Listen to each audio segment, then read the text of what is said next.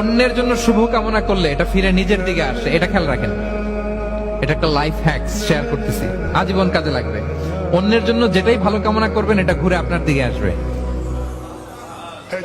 অনেকে বলে হুজুর ওর জন্য দোয়া করে আমার কি লাভ?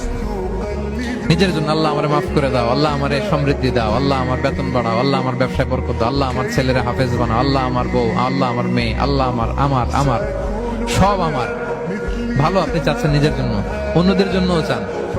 আল্লাহ আমার সব ভাইদেরকে মাফ করো, আল্লাহ আল্লাহ আমার গোটা মুসলিম উম্মাকে তুমি বরকত দাও, কল্যাণ দাও, নেতৃত্বে আসার তৌফিক দাও, আল্লাহ সবাইকে সুস্বাস্থ্য দাও।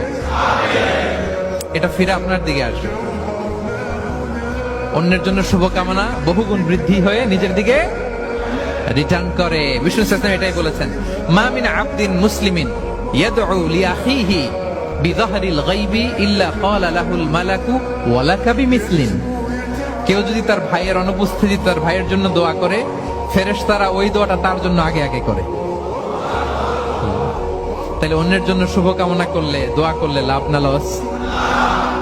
ধরেন আমি মোশাররফ ভাইয়ের জন্য দোয়া করলাম যে আল্লাহ মোশাররফ ভাইকে তুমি সুস্থ করে দাও, তখন ফেরেশতারা বলে আল্লাহ যিনি দোয়া করতেছে তার যদি কোনো রোগ বালাই থাকে আগে তারে সুস্থ করে দাও।